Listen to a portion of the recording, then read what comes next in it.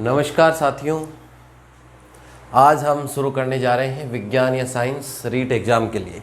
ठीक है प्यारे बच्चों, तो आपका इस चैनल में, आपके अपने इस चैनल में बहुत बहुत हार्दिक स्वागत है और लगातार क्लासेस से जुड़े रहिए। जिन्होंने अभी तक चैनल सब्सक्राइब नहीं किया है तो सब्सक्राइब कीजिए, बेल आइकन दबाइए, घंटी का बटन दबाइए, जिससे कि नया वीडियो अपलोड होते ही आपके पास तुरंत नोटिफिकेशन आ जाए और आप अपनी पढ़ाई सुचारू रूप से जारी रख सको। ठीक है प्यारे बच्चों, अब देखिए प्यारे बच्चों, हम विज्ञान को स्टेप वाइज पढ़ेंगे। विज्ञान में 3 पार्ट्स हैं बेसिक, और एक 4th पार्ट जो है आपके पास है शिक्षण विधियों का। तो एक तो पार्ट है विज्ञान या साइंस में फिजिक्स का, इसके बाद एक पार्ट है प्यारे बच्चों केमिस्ट्री का, और एक पार्ट है प्यारे बच्चों किसका, बायोलॉजी का। ठीक है, और नेक्स्ट पार्ट है टीचिंग मेथड या किसका है, शिक्षण विधियों का। टीचिंग मेथड या किसकी बात करेंगे, शिक्षण विधियों की। तो स्टेप वाइज चलेंगे प्यारे बच्चों इसमें कि हम सबसे पहले फिजिक्स के सारे टॉपिक कवर करेंगे, फिजिक्स कवर होने के बाद केमिस्ट्री कवर करेंगे, फिर बायोलॉजी कवर करेंगे और फिर टीचिंग मेथड या क्या पढ़ेंगे, शिक्षण विधियाँ। हर एक सब्जेक्ट का एक एक टॉपिक सिलेबस के अनुसार, सिलेबस के स्तर के अनुसार, जितना लेवल सिलेबस का है उसी के अनुरूप हम प्रिपरेशन या तैयारी करेंगे। ठीक है प्यारे बच्चों, तो आज हम जो शुरुआत करने जा रहे हैं वो फिजिक्स के पहले टॉपिक की फर्स्ट क्लास से शुरू करने जा रहे हैं। तो देखिए, एक नोटबुक बना लीजिए जिसमें एक बार वीडियो को अच्छे से देखिए, साथ साथ सुनिए और उसके बाद उस नोटबुक में नोट डाउन कीजिए। बार बार वीडियो देखने से कुछ नहीं होगा। जब तक प्यारे बच्चों लिख के नहीं पढ़ोगे तब तक कुछ हो नहीं पाएगा और काम सार्थक नहीं होगा। तो देखिए, सबसे पहले हम शुरू करने जा रहे हैं भौतिकी, या जिसको हम कहते हैं फिजिक्स या भौतिक विज्ञान। अब भौतिक विज्ञान या फिजिक्स हम जो शुरू करने जा रहे हैं, फिजिक्स में एक सबसे इम्पोर्टेंट जो शब्द आएगा भौतिक राशि। सबसे इम्पोर्टेंट शब्द क्या आता है बच्चों, भौतिक राशि, या जिसको हम कहते हैं फिजिकल क्वांटिटी। भौतिक राशि या जिसको हम क्या कहते हैं, फिजिकल क्वांटिटी। और पूरी फिजिक्स पढ़ लेते हैं, फिजिकल क्वांटिटी मालूम नहीं चल पाता, इसलिए मैं कह रहा हूँ बिल्कुल बेसिक से, कंसेप्ट से चलूँगा और एग्ज़ाम के लेवल तक चलूँगा। न लेवल कम रखूँगा न लेवल ज़्यादा रखूँगा। ज़्यादा भी बहुत सारी चीज़ें हैं रीट के लेवल से और कम भी बहुत सारी चीज़ें हैं। तो एक स्टैंडर्ड, एक मानक प्लेटफॉर्म के साथ चलेंगे। तो देखिए प्यारे बच्चों, सबसे पहले जो हम शुरुआत करने जा रहे हैं, हम फिजिक्स जब भी पढ़ते हैं तो उसमें बार बार शब्द आता है फिजिकल क्वांटिटी या भौतिक राशि। तो जो मैथ्स वाले, फिजिक्स वाले बच्चे हैं वो तो समझते हैं, बायो वाले बच्चों के लिए बहुत ज़रूरी है समझना, और सबके लिए एक रिवीजन हो जाएगा। जो समझते हैं वो अपने आप को सुधारने का प्रयास करें।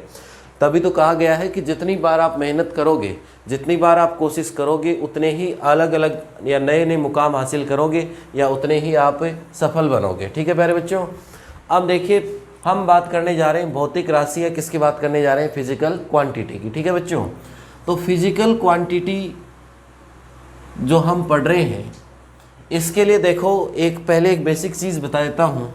एक तो आप किसी भी बुक में पढ़िए, किसी भी गाइड में पढ़ो, किसी भी नोट्स में पढ़ो, किसी भी बुक में पढ़ते हो, गाइड में पढ़ते हो या कहीं भी किसी भी नोट्स में पढ़ते हो। ठीक है, 3 चीज़ें पढ़ रहे हो आप। इन 3 चीज़ों में क्या लिखा रहता है, कोई भी अगर परिभाषा है, कोई भी क्या लिखी रहती है, परिभाषा। तो कोई भी परिभाषा है, डेफिनेशन कम से कम 2-3 लाइन में लिखी रहती है। कम से कम कितनी लाइन में लिखी रहती है, 2-3 लाइन में। और हम क्या करते हैं, उन 2-3 लाइन को रटने बैठ जाते हैं कि एक वस्तु या एक राशि जो ऐसी हो ऐसी हो, और उस लाइन को बार बार पढ़ते हैं, एक वस्तु एक राशि।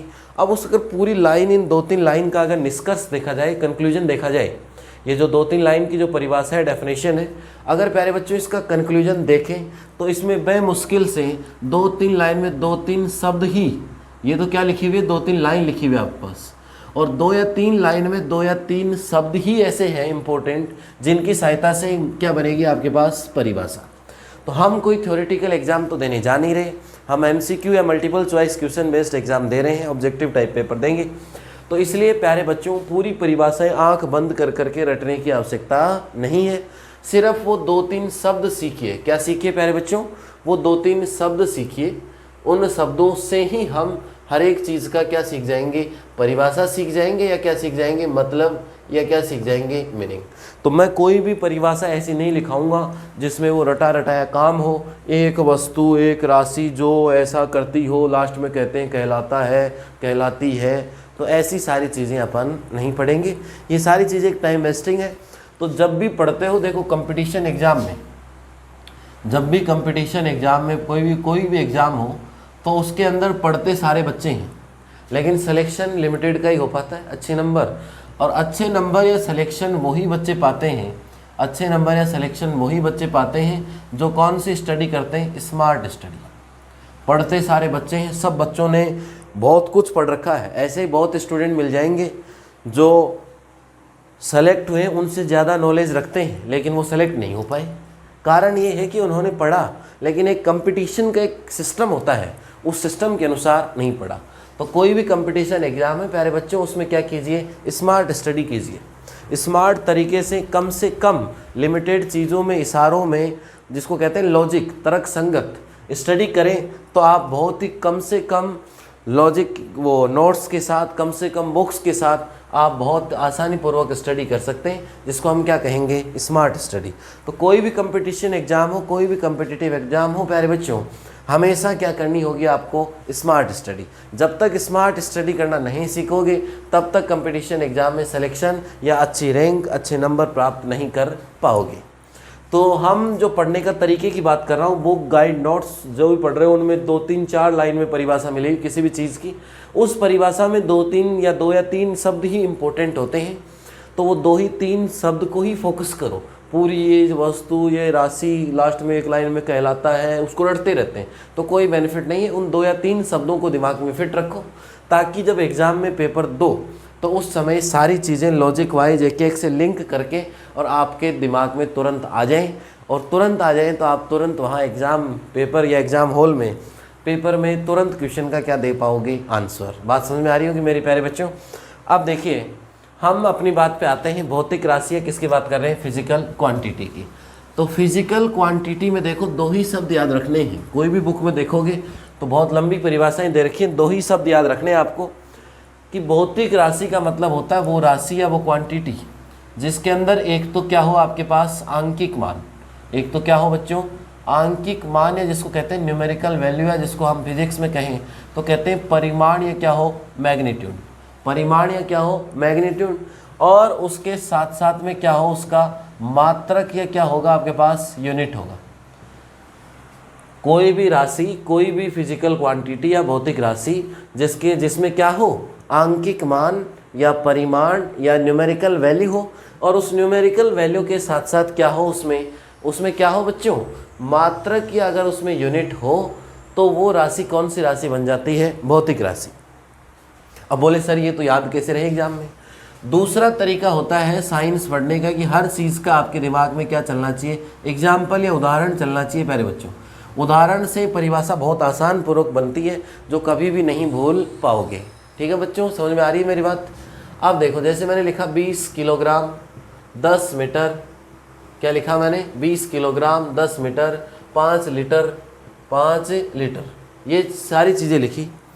अब इसमें देखिए क्या क्या लिखा हुआ है, 20 का मतलब आंकिक मान, 10 का मतलब प्यारे बच्चों क्या चीज़ है, आंकिक मान, 5 का मतलब प्यारे बच्चों क्या चीज़ है, आंकिक मान। इसके बाद में इसमें लिखा हुआ है केजी, लीटर, मीटर, ये सारी चीज़ें लिखी हुई हैं, सेंटीमीटर जो भी हो, ये सारी चीज़ें क्या होती हैं बच्चों, अरे क्या होती हैं प्यारे बच्चों, मात्रक, क्या कहलाती हैं, यूनिट। तो अब आपके दिमाग में फिट बैठ गया होगा कि भौतिक राशि या फिजिकल क्वांटिटी।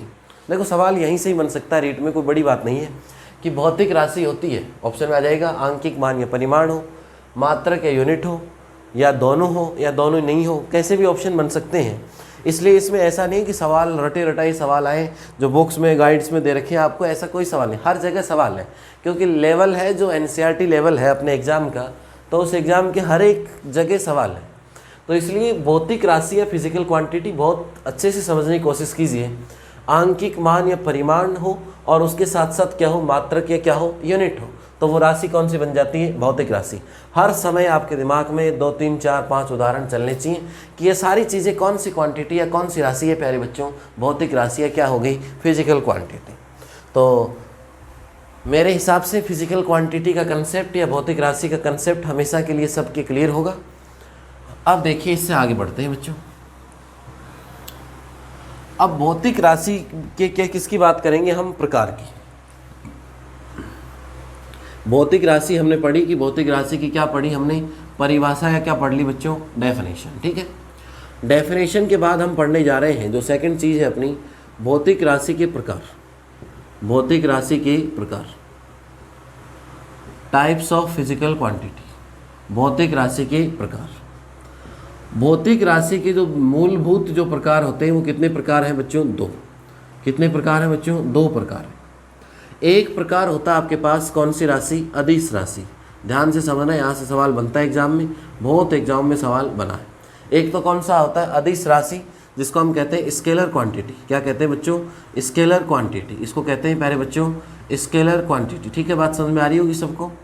इसके बाद हम कहते हैं सदिश राशि, जो दूसरी चीज़ आती है सदिश राशि, या जिसको हम प्यारे बच्चों कहते हैं वेक्टर क्वांटिटी। सदिश राशि है जिसको हम क्या कहते हैं, वेक्टर क्वांटिटी। बात सबको समझ में आ रही होगी। भौतिक राशि या फिजिकल क्वांटिटी को मूलभूत या जो बेसिक या फंडामेंटल जो पार्ट्स हैं उनके हिसाब से कितने भागों में डिवाइड किया गया है, दो भागों में। सबसे पहली राशि है प्यारे बच्चों जिसको हम कहते हैं अदिश राशि है, जिसको हम क्या कहते हैं, स्केलर क्वांटिटी। और सदिश राशि या इसको क्या कहते हैं, वेक्टर क्वांटिटी।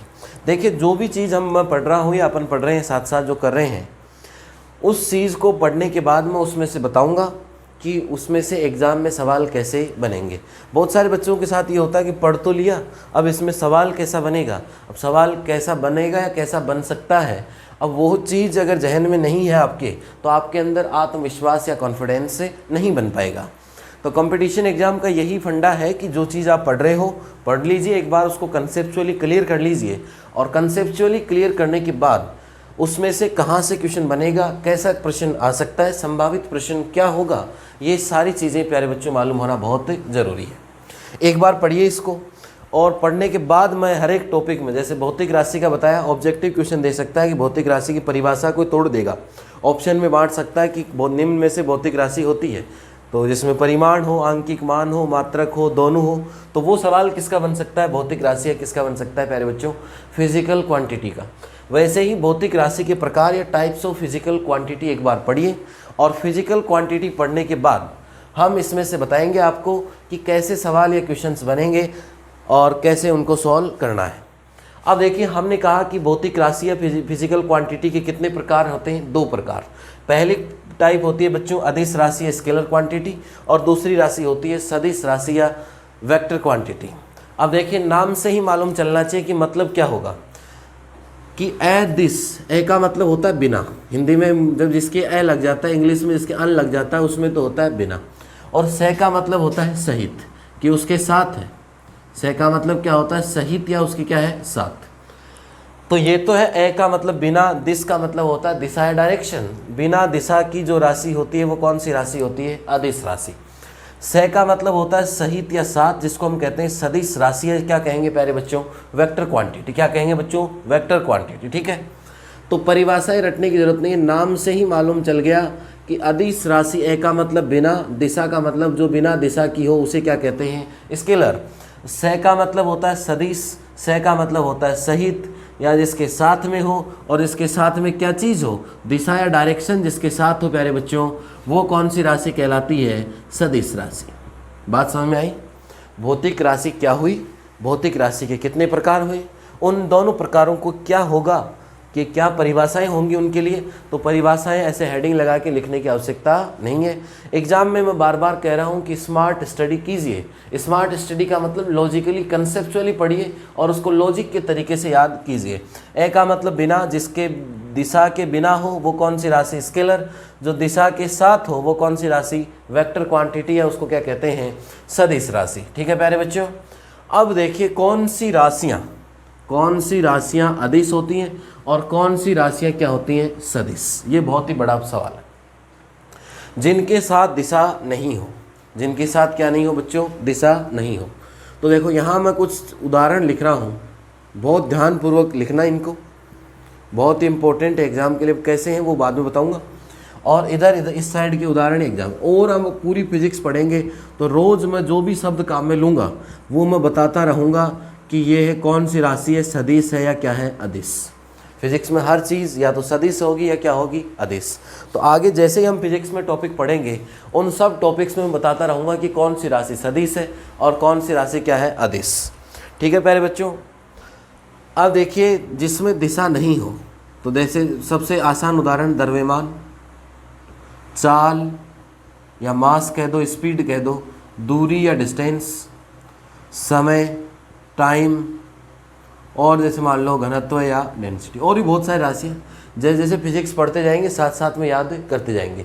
अभी मैं 20 नाम लिख दूंगा, रटोगे उनको आंख बंद कर करके, कोई बेनिफिट नहीं है। जैसे हम पढ़ेंगे तो पढ़ने के साथ साथ मैं और बताता रहूँगा कि कौन सी राशि होगी। अब देखिए द्रव्यमान या मास है, मैं कहता हूँ 5 किलोग्राम। अब 5 किलोग्राम की कोई दिशा है क्या? देखो 5 किलोग्राम, 5 का मतलब तो क्या आ गया? आंकिक मान, और किलोग्राम का मतलब आ गया मात्रक। इसका मतलब क्या चीज़ हो गई? भौतिक राशि तो हो गया, लेकिन भौतिक राशि इधर आएगा इधर आएगा। अब इधर उधर आने के लिए उसमें दिशा होगी या दिशा नहीं होगी। अब देखिए प्यारे बच्चों, द्रव्यमान की बात करें हम, अगर मास की बात करें तो 5 किलो, कोई डायरेक्शन है क्या इसमें? नहीं है। इसके बाद मैं कहूँ चाल, मैं कहता हूँ मेरी चाल है 10 किलोमीटर प्रति घंटा, ये मैं 1 घंटे में कितने किलोमीटर जाता हूँ? 10। अब किधर गए? अरे किधर गए मालूम है क्या? उत्तर दक्षिण पूर्व पश्चिम गए किधर? दिशा कह सकते हैं क्या? नहीं कह सकते प्यारे बच्चों। इसलिए ये कौन सी राशि के अंदर आएगा? अदिश राशि में। दूरी 5 मीटर गया मैं कितने मीटर गया? 5 मीटर। 5 मीटर तो गया, लेकिन किधर गया? डायरेक्शन स्पेसिफाई है क्या? डायरेक्शन निर्दिष्ट है क्या? दिशा निर्दिष्ट की गई है क्या? इसमें नहीं की गई। समय की कोई दिशा नहीं होती, घनत्व या डेंसिटी की कोई दिशा नहीं होती। इसके अलावा दिशा की जो चीज़ें होती हैं, जैसे विस्थापन है या डिस्प्लेसमेंट, सब चीज़ें पढ़ेंगे, एक एक चीज़ को अपन आगे खोल के पढ़ेंगे। विस्थापन या डिस्प्लेसमेंट हुआ, वेग हुआ, त्वरण या एक्सेलरेशन हुआ, बल या फोर्स हुआ, ये जितनी भी चीज़ें हैं विस्थापन या डिस्प्लेसमेंट में एक निश्चित दिशा में। वेग का मतलब विस्थापन ही किस में काम आता है? वेग में। वेग ही किस में काम आता है? त्वरण में। और त्वरण ही किस में काम आता है? बल में। सब आपस में इंटररिलेटेड है। जब आगे हम फिजिक्स के और टॉपिक पढ़ेंगे गति या मोशन में, तब हम आगे शुरू करेंगे। ठीक है प्यारे बच्चों, तो विस्थापन या डिस्प्लेसमेंट में दिशा होती है एक निश्चित दिशा में। पहले ए पॉइंट पे थे, अब कौन से पॉइंट पे आ गए? बी। तो एक निश्चित दिशा होती है, पर्टिकुलर डायरेक्शन होगी उसमें। तो विस्थापन या डिस्प्लेसमेंट कौन सी राशि है? सदिश राशि। इसके बाद वेग या वेलोसिटी कौन सी राशि? सदिश या वेक्टर क्वांटिटी। त्वरण में भी दिशा का ज्ञान होता है, और बल या फोर्स में भी किसका ज्ञान होता है? दिशा या डायरेक्शन का। तो अभी ये जो छोटे छोटे उदाहरण बताए, 4-5 उदाहरण, इसके इतना ध्यान रखिए। और कौन सी राशि में क्या होगा, परिभाषाएं आपको नाम से ही वाकिफ होना चाहिए। नाम सुनते ही आपके दिमाग में क्या दौड़नी चाहिए? परिभाषा, डेफिनेशन दौड़नी चाहिए। परिभाषा पॉइंट लगा के लिखो बच्चों, परिभाषा तो वो बच्चों वो कॉपी ही भरेगी, रजिस्टर या नोट्स ही बनेंगे, वो आप कभी पढ़ नहीं सकते। और अगर पढ़ भी लिए तो एग्ज़ाम में इतना महापुराण आप कभी भी रिकॉल या याद नहीं कर सकते। फिर आके नोट्स ढूंढते हो कि ये भी था क्या, ये भी था क्या, था तो सब, लेकिन हम पढ़ नहीं पाए। तभी तो मैं कह रहा हूँ कि लिखो भी ऐसा ही, पढ़ो भी ऐसा ही, ताकि याद भी ऐसा ही रह सके। इसलिए हमेशा प्यारे बच्चों क्या कीजिए? स्मार्ट स्टडी कीजिए। क्या कीजिए प्यारे बच्चों? Smart study. बात समझ में आ रही होगी सबको मेरी? अब यहाँ से देखिए, हमने पढ़ लिया भौतिक राशि या फिजिकल क्वांटिटी। भौतिक राशि के कितने प्रकार होते हैं? 2 प्रकार। एक होता है अदिश राशि और एक क्या होता है? सदिश राशि। स्केलर क्वांटिटी और क्या होता है बच्चों? Vector quantity. द्रव्यमान, मास, चाल, दूरी, समय, घनत्व, इनमें किसी प्रकार की दिशा का ज्ञान या डायरेक्शन का नॉलेज नहीं होता, इसलिए कौन सी राशि होते हैं? अदिश राशि।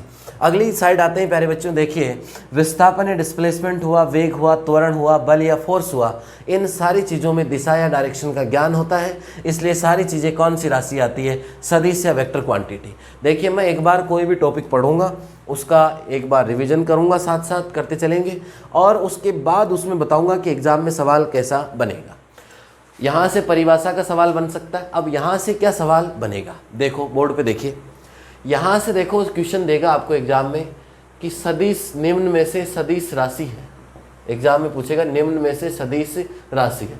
4 ऑप्शन दे देगा। समय पहला ऑप्शन, दूसरा दे देगा आपको त्वरण, तीसरा ऑप्शन दे देगा आपको चाल, और चौथा ऑप्शन दे देगा आपको घनत्व या डेंसिटी। और क्या पूछा आपसे? सदिश राशि।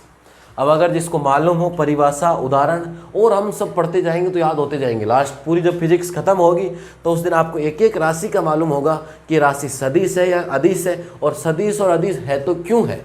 हर चीज़ के पीछे लॉजिक की बताऊंगा। जैसे द्रव्यमान, मास बताया, चाल बताया, वैसे ही हर चीज़ बताएंगे। अब सदिश राशि मालूम हो, अगर उसके उदाहरण मालूम हो, तो हम जानते हैं कि समय सदिश नहीं होता, चाल सदिश नहीं होती, घनत्व सदिश नहीं होता, सदिश या वेक्टर कौन होता है? त्वरण। तो कौन सा ऑप्शन सही होगा? Second option. तो यहाँ से जो एग्जाम में जो सवाल बनेगा वो कौन सी राशि का बनता है बच्चों? इनके उदाहरण या किसके ऊपर सवाल बनेगा? एग्जाम्पल्स के ऊपर एग्जाम में क्या बनेगा? क्वेश्चंस बनेगा। तो यहाँ तक सिर्फ कितने सवाल बने एग्जाम के लिए? 2 सवाल। अरे कितने सवाल बने? 2। एक तो इन उदाहरण से सवाल और एक भौतिक राशि की परिभाषा से सवाल। तो ये तो था बेसिक कंसेप्ट किसका? फिजिक्स का। ये तो बेसिक कंसेप्ट किसका था प्यारे बच्चों? फिजिक्स का। अब अपन आगे बढ़ते हैं और टॉपिक से, नए टॉपिक के साथ। और आज का जो अपना टॉपिक रहेगा, ये तो बेसिक बातें थी जो फिजिक्स में हमेशा काम आएंगी। इसके बाद देखिए जो हमारा जो मेन जो टॉपिक है वो शुरू करने जा रहा हूँ मैं, गति और बल। तो पहले सीखेंगे बच्चों गति, गति के बाद सीखेंगे बल, और फिर बल और गति दोनों सीखने के बाद सीखेंगे न्यूटन के गति के नियम। स्टेप वाइज चलेंगे जिससे कि समझने में क्या रहे अपने सुविधा।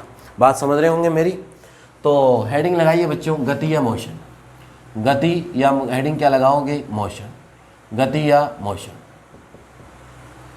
किसी भी प्रकार की कोई समस्या हो, कोई मन में प्रश्न हो, या कोई चीज़ समझ नहीं आ रही हो, शुरू से लेके लास्ट तक की बात कह रहा हूँ, या कोई भी वीडियो हो, कोई मन में प्रश्न हो, कोई समस्या हो, तो आप वीडियो को एक बार पूरा देखिए और उसके बाद कमेंट सेक्शन में जाइए, कमेंट कीजिए और उसका मैं जवाब निश्चित रूप से दूंगा। उसका जवाब मैं निश्चित रूप से दूंगा प्यारे बच्चों।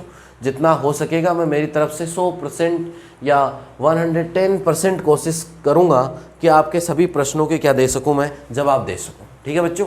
तो इसलिए आप एक बार पूरा वीडियो देखिए, फिर कोई मन में शंका, डाउट रह जाती हो कि कौन सा टॉपिक कब चलेगा, क्या चलेगा, बहुत सारी शंकाएं हैं बच्चों के मन में, तो इसलिए मैं उन सभी चीज़ों का जवाब जरूर दूंगा। अब हम शुरू करने जा रहे हैं बच्चों गति या मोशन। देखो, एक तो आप हर चीज़ को, हमारे हर काम में, कोई भी काम हम कर रहे हैं उस हर काम में क्या काम आ रही है? विज्ञान काम आ रही है। मैं बोल रहा हूँ ये भी विज्ञान है, मैं चल रहा हूँ इसमें भी विज्ञान है, साइंस है, मैं लिख रहा हूँ ये भी साइंस है, और साइंस के साथ साथ क्या है? तकनीकी या टेक्नोलॉजी है, जिसको प्रौद्योगिकी कहते हैं। तो तकनीकी या टेक्नोलॉजी और विज्ञान दोनों से मिलके ही हमारी दैनिक जीवनचर्या चल रही है, इसलिए हर चीज़ में विज्ञान है। तो इसलिए किसी भी चीज़ को रटने की कोशिश मत कीजिए, उस चीज़ को आप सीखने की कोशिश कीजिए कि ये चीज़ हमारे जीवन में कहाँ लग रही है। अगर आप ये जानना सीख गए तो आप उस चीज़ को ज़िंदगी भर या जीवन भर कभी भी भूल नहीं पाओगे और बहुत अच्छे से उस चीज़ को समझ सकते हो और एक से एक उदाहरण आप प्राप्त कर सकते हो और बहुत अच्छे से उस चीज़ को अप्लाई कर सकते हो। गति का मतलब होता है, गति का मतलब होता है जैसे मैं यहाँ से चल के इस तरफ आ गया, भाई मैं इस बोर्ड के इधर से चल के इधर आ गया या इधर से चल के इधर आ गया, ये भी अपने आप में क्या है बच्चों? गति है। ये भी अपने आप में क्या है? गति। तो इसमें क्या चीज़ मालूम चली? इसमें आपको क्या चीज़ मालूम चली? इसमें आपको क्या चीज़ मालूम चली कि या इस कॉर्नर से, इस साइड से मैं चल के गया इधर, इस साइड से मैं चल के गया इधर, और भाई इस साइड से यहाँ से चल के मैं कहाँ गया? यहाँ पे गया। ठीक है, मैं यहाँ से चल के यहाँ गया। इसका मतलब क्या चीज़ बदली? अरे क्या चीज़ परिवर्तित हुई? मेरी स्थिति परिवर्तित हुई। प्यारे बच्चों, क्या चीज़ परिवर्तित हुई? इसमें स्थिति परिवर्तित हुई, स्थिति परिवर्तित हुई। या मैं जहाँ था मेरी पोजीशन चेंज हो गई। मेरी क्या चेंज हो गई बच्चों? पोजीशन चेंज हो गई। स्थिति परिवर्तित है, क्या चेंज हुआ? पोजीशन चेंज हुई। पोजीशन चेंज हुई तो इतना काम करने में, इतना चल के जाने में मेरे को समय भी तो लगा। अरे क्या लगा मेरे को? समय या टाइम भी तो लगेगा भाई। समय या टाइम चाहे 2 सेकंड लगे, 5 सेकंड लगे, 10 मिनट लगे, 5 मिनट लगे, लेकिन मेरी स्थिति परिवर्तन हुई। मैं बोर्ड के इस कॉर्नर से चल के कौन से कॉर्नर पे चला गया? इस कॉर्नर पे। तो क्या परिवर्तित हुई बच्चों? स्थिति परिवर्तित हुई, पोजीशन चेंज हुई। अब पोजीशन चेंज तो हुई, लेकिन वो किसके साथ हुई? समय भी तो लगा इसमें। तो परिभाषा रटने की जरूरत नहीं है। समय के सापेक्ष स्थिति परिवर्तन, भाई टाइम लगेगा तो जैसे जैसे टाइम बदलेगा, जैसे 1 सेकंड मान लो मैं 0 से चला, 1 सेकंड में यहाँ पहुँचा, 2 में यहाँ पहुँच गया, तो समय के साथ मेरी क्या बदली? स्थिति। यही क्या कहलाती है? गति।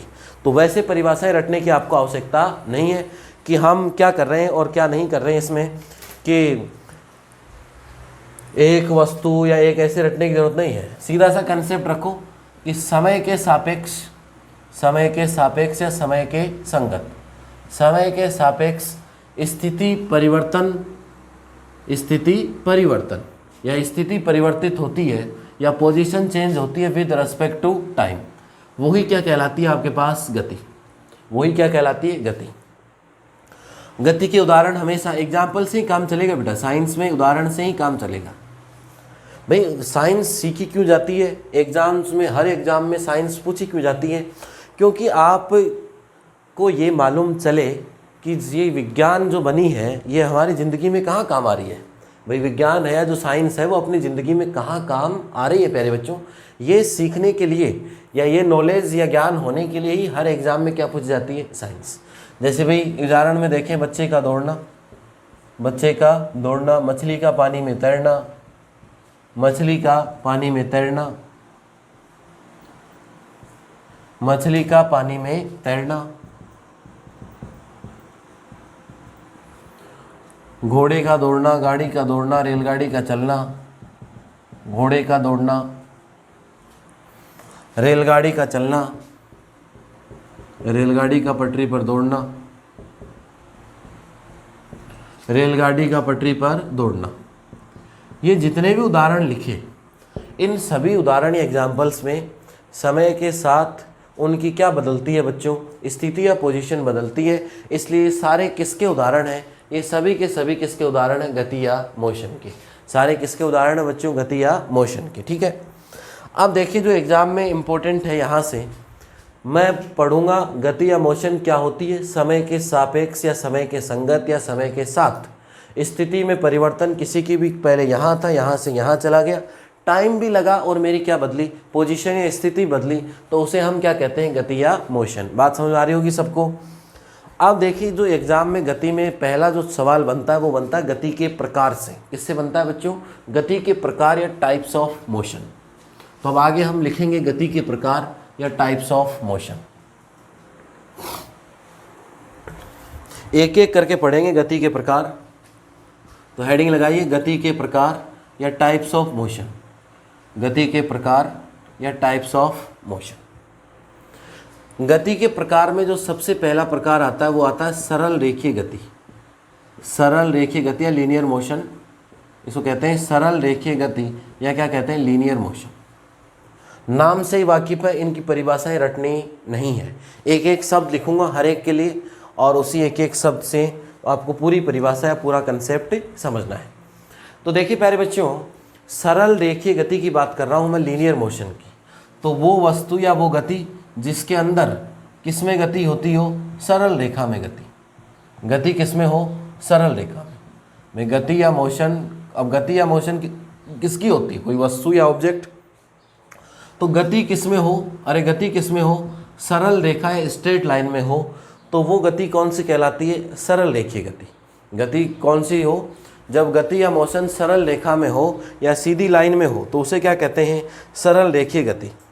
अब उदाहरण इसके बहुत आसान है, उदाहरण देखें इसके।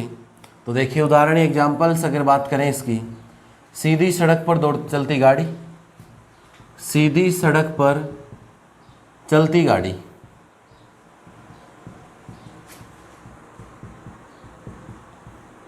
फिसलन पट्टी है आपके पास, तो फिसलन पट्टी पे जब फिसलते हैं तो सीधी रेखा बनी, स्ट्रेट होता है, कर्व थोड़ा टेढ़ा जरूर होता है लेकिन ये स्ट्रेट होता है, यहाँ से आए यहाँ से फिसलते फिसलते कहाँ जाते हैं, नीचे, तो सरल रेखीय गति हो गई।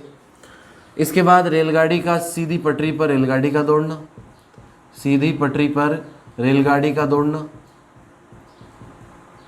ये जो उदाहरण है, ये जो उदाहरण है, और भी बहुत सारे उदाहरण हैं, जैसे जैसे आपके दिमाग में आते जाए लिखते जाइए।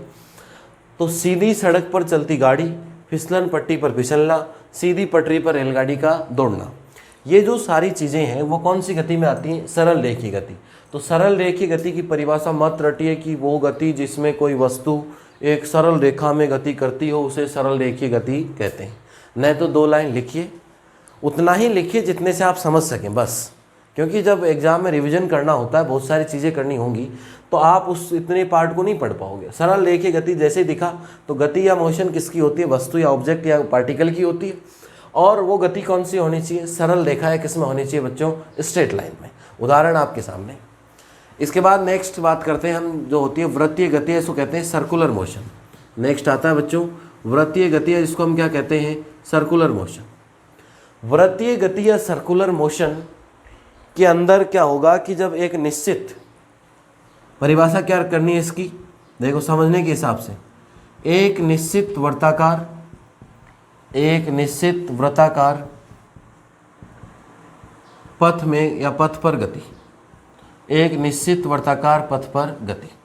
वर्ताकार का मतलब सर्कुलर पाथ, एक पाथ है यहाँ से, जैसे ये एक पॉइंट था, अब ये गति कर रहा है आपके पास, ये वर्ताकार पाथ है इसका, यहाँ कर रहा हो चाहे आगे कर रहा हो, कहीं भी कर रहा हो, लेकिन एक वर्ताकार पथ में अगर गति करे, पथ छोटा बड़ा नहीं होना चाहिए भी, पथ वही रहना चाहिए।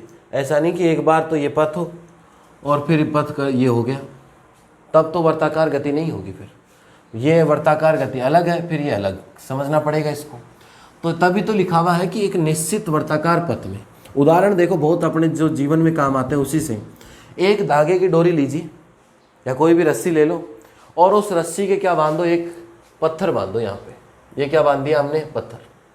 अब इसको जैसे ही घुमाओगे तो ये ऐसे घूमेगा, ये ऐसे घूमेगा आपके पास, तो ये गति कौन सी हुई, एक ही पथ पे घूमेगा। तभी तो लिखा हुआ निश्चित वर्ताकार पथ पे। भाई किसी भी डोरी या धागे के पत्थर बांध के अगर उसको घुमाते हैं तो वो एक कौन से पथ पे घूमेगा, निश्चित वर्ताकार पथ पे घूमेगा, पर्टिकुलर सर्कुलर पाथ पे घूमेगा। इसलिए ये कौन सी गति में आएगा, वृत्तीय गति में। इसके बाद देखो तो लिख लो इसको, धागे से बंधे पत्थर की गति, धागे से बंधे पत्थर की गति। एक देखो आप मेले में गए होंगे, झूले में झूले होंगे, बहुत आनंद लिया होगा आपने। झूले दो टाइप के होते हैं, एक तो झूला होता है ये ऐसे बना हुआ पूरा गोल, इसमें यहाँ बैठते हो, यहाँ लगे रहते हैं आपकी सारी चीज़ इस तरीके से, ठीक है बच्चों। एक तो ये, इसको तो कहते हैं हम चक्री झूला। और एक झूला आपने मेले में देखा होगा कि एक झूला ऐसा होगा जिसमें कुछ ऐसा नाव की तरह बना हुआ होता है ऐसे, इसमें यहाँ सीट्स लगी हुई होती हैं बैठने की इस तरीके से, ठीक है। ये कहलाता है चक्री, ये तो हो गया चक्री झूला, और ये हो गया आपके पास सिंपल झूला जिसको नाव झूला कहते हैं अपन। इस झूले में गति कौन सी हो रही है, देखो दोनों केस ध्यान रखना हमेशा। इस झूले में घूम रहे हैं अपन इधर से इधर पूरे चारों ओर घूम रहे हैं, तो ये कौन सा झूला है, चक्री झूला। एक ही पथ पे घूमते हैं, वही रास्ता पहले चक्कर में, वही दूसरे चक्कर में, वही तीसरे चक्कर में। तो चक्री झूले में कौन सी गति होती है, वृत्तीय गति, चक्री झूला कहते हैं इसको। तो चक्री झूले में कौन सी गति होगी, वृत्तीय गति। इसके बाद देखें गाड़ी के पहिए का घूमना, गाड़ी का पहिया, गाड़ी नहीं, गाड़ी का पहिया, गाड़ी नहीं होगी बच्चों, गाड़ी का क्या होगा आपके पास, पहिया। गाड़ी तो जब सीधी सड़क पे चलेगी तो कौन सी गति होगी, रेखीय गति। लेकिन गाड़ी का पहिया तो कौन सी गति करेगा, सर्कुलर गति करेगा। इसके अलावा सूर्य के चारों ओर पृथ्वी की गति, ये बहुत इंपॉर्टेंट उदाहरण। सूर्य के चारों ओर पृथ्वी की गति, सूर्य के चारों ओर किसकी गति, पृथ्वी की गति। इसके अलावा एक आपने सुना होगा या देखा भी होगा कुछ लोगों ने, कोहलू का बेल। कोहलू का क्या कहते हैं, बेल, जिसको तेल की घानी, कच्ची घानी में काम में लेते हैं। तो कोहलू का बेल, वो भी एक फिक्स पॉइंट होता है, उसमें ऐसे एक लकड़ी का डंडा लगा हुआ होता है। कभी होगा तो एक वीडियो शेयर करेंगे उसका, बहुत आजकल के बच्चों के लिए नई चीज़ है वो, कि कोहलू का बेल कैसे काम करता है। तो जल्दी कोई वीडियो मिल जाएगा आपको, नहीं मिले तो मैं शेयर करूँगा एक वीडियो, देखना उसको। तो कोहलू का बेल में क्या होता है, ऐसे लकड़ी का एक, जिसको लट्ठा कहते हैं, एक डंडा लगा होता है, इधर से एक रस्सी बंधी होती है एक बैल से, और बैल उसके चारों तरफ घूमता रहता है, और ये बीच वाला डंडा ऐसे राउंड करता रहता है, और बीच में जो भी सरसों मूंगफली जो भी डाला हुआ रहता है वो नीचे उस पर दबाव या प्रेशर बनता रहता है और या पिसता रहता है, जिससे कि क्या निकल जाता है, तेल, ठीक है। तो वो होता है कोहलू का बेल। अब कोहलू के बेल में जो बेल होता है वो चारों तरफ राउंड करता है, इसलिए कोहलू का बेल भी कौन सी गति करता है, वृत्तीय गति है। कौन सी गति करता है, सर्कुलर मोशन। परिभाषा इंपॉर्टेंट नहीं है, फिर कह रहा हूँ, वृत्तीय गति का मतलब सबको ही मालूम है कि एक पथ पे कौन सी गति, वर्ताकार गति। परिभाषा में कोई कंसेप्ट या कोई डाउट किसी के। सरल रेखीय गति का मतलब वो गति जो किसमें हो, सीधी रेखा में। कंसेप्ट की बात है तो वो है कि उदाहरण इंपॉर्टेंट है, एग्जाम में देगा कि निम्नलिखित में से सरल रेखीय गति का उदाहरण है, 4 उदाहरण दे देगा, या ऊपर लिख देगा कोहलू का बेल कौन सी गति करता है, नीचे 4 लिख देगा, सरल रेखीय गति, वृत्तीय गति, आवर्त गति, कंपन गति, 4 नाम लिख देगा। तो उदाहरण से एग्जाम में सवाल बनेगा। यहाँ से जो एग्जाम में जो सवाल बनेगा वो किससे बनेगा, उदाहरण से जरूर बनेगा एक सवाल। किस में से, गति के प्रकार या टाइप्स ऑफ मोशन में से। ठीक है, तो अभी हमने कितने प्रकार पढ़े गति के, 2। इसके बाद देखिए तीसरा प्रकार जो गति का है वो आता है आवर्त गति, जिसको कहते हैं हार्मोनिक मोशन, या गति का जो तीसरा प्रकार है उसको हम क्या कहते हैं, आवर्त गति। थर्ड टाइप जो आती है गति की उसे हम क्या कहते हैं, आवर्त गति। आवर्त गति या बच्चों इसको क्या कहते हैं, हार्मोनिक मोशन। ठीक है, आवर्त गति या हार्मोनिक मोशन में क्या होगा कि निश्चित समय पश्चात, देखो 2 ही शब्द याद करने, निश्चित समय बाद, निश्चित समय पश्चात पथ की पुनरावृत्ति, पथ की पुनरावृत्ति या पथ दोहराया जाए। निश्चित समय पश्चात पथ की पुनरावृत्ति या पथ दोहराया जाए। अब निश्चित समय बाद पथ दोहराए जाने का मतलब कि भाई मैं 1 सेकंड में इधर गया वापस आ गया, 1 सेकंड में, 1 सेकंड में गया और 1 सेकंड वापस आ गया। ये कौन सा है, मैं उसी पथ को दोहरा रहा हूँ और कितने समय में, 1 सेकंड। तो मेरा समय क्या है, निश्चित, और मैं उसी रास्ते को क्या कर रहा हूँ, बार बार रिपीट कर रहा हूँ। तो ये कौन सा हो गया प्यारे बच्चों, कौन सी गति हो गई, आवर्त गति। उदाहरण देखिए, उदाहरण देखिए, उदाहरण से ही काम चलेगा। बहुत इंपॉर्टेंट उदाहरण है, जैसे चक्री का झूला इंपॉर्टेंट उदाहरण है, पृथ्वी की सूर्य के चारों ओर गति बहुत इंपॉर्टेंट है एग्जाम में, कोहलू का बेल इंपॉर्टेंट उदाहरण है। ये सारी चीज़ें बहुत इंपॉर्टेंट है। अब आवर्त गति में देखें तो देखो अभी अभी एक झूला बताया था, कौन सा झूला, नाव आकार वाला झूला, नाव आकार का झूला बताया ना अभी उदाहरण। नाव आकार वाला झूला देखा होगा, बीच में से ऐसे रहता है, ऐसे ऐसे जाता है, 5 सेकंड में गया 5 सेकंड में आ गया, या 2 सेकंड में गया 2 में आ गया। नहीं, इससे आगे पीछे थोड़ी होता है, ऊपर नीचे थोड़ी होगा, नहीं होगा। तो ये किसका उदाहरण है, अरे किसका उदाहरण है, नाव आकार का झूला किसका उदाहरण है, आवर्त गति का। इसके बाद में पेंडुलम वाली घड़ियाँ देखी होंगी आपने, इसके बाद आपने क्या देखा होगा, पेंडुलम वाली घड़ियाँ देखी होंगी। तो पेंडुलम वाली जो घड़ियाँ हैं आपके पास, जो पेंडुलम वाली घड़ियाँ हैं आपके पास, उन पेंडुलम वाली घड़ियों में 1 सेकंड में तो घड़ी के जो पेंडुलम इधर जाएगा, अगले सेकंड में पेंडुलम वापस आएगा। तो पेंडुलम वाली घड़ियाँ इस तरह से गति करती है, नीचे ही लगा रहता है पेंडुलम, ये पेंडुलम का पथ है और ये पेंडुलम क्या करेगा, गति करेगा। तो ये पेंडुलम घड़ी, पेंडुलम घड़ी। तो ये उदाहरण किसके हैं बच्चों, आवर्त गति के। आवर्त गति में सिर्फ यही शब्द याद रखना है कि निश्चित समय पश्चात उसी पथ को क्या किया जाए, दोहराया जाए। निश्चित समय पश्चात उसी पथ को क्या किया जाए, दोहराया जाए। तो वो कौन सी गति होती है, आवर्त गति। मेरे हिसाब से किसी बच्चे को किसी प्रकार की कोई समस्या नहीं हो, किसी को और कोई उदाहरण लगे कि ये उदाहरण इस गति का हो सकता है बिल्कुल सटीक, तो आप कमेंट सेक्शन में जाइए और कमेंट कीजिए, जिससे कि और बच्चे भी इस उदाहरण को या आपके नॉलेज को और बच्चों में मिल सके, तो सभी एक नए उदाहरण को और सीख सकें। इसके बाद आता है गति का चौथा प्रकार। गति का कौन सा प्रकार आता है, चौथा। गति का जो 4th टाइप आएगी वो कहती है कंपन गति। कौन सी गति आती है बेटा, कंपन गति। कंपन गति है, इसको कहते हैं वाइब्रेशनल मोशन। किसी भी चीज में कंपन के कारण कंपन से उत्पन्न गति क्या होती है, कंपन से उत्पन्न गति कौन सी गति कहलाती है, कंपन गति या वाइब्रेशन। सीधा सा है, परिभाषा में दिमाग नहीं लगाना। दिमाग लगाना किस में लगाना है, उदाहरण या एग्जाम्पल में लगाइए बच्चों। दिमाग किस में लगाना है प्यारे बच्चों, उदाहरण या एग्जाम्पल में दिमाग लगाइए कि कंपन गति या वाइब्रेशनल मोशन का मतलब है कंपन से होने वाली गति।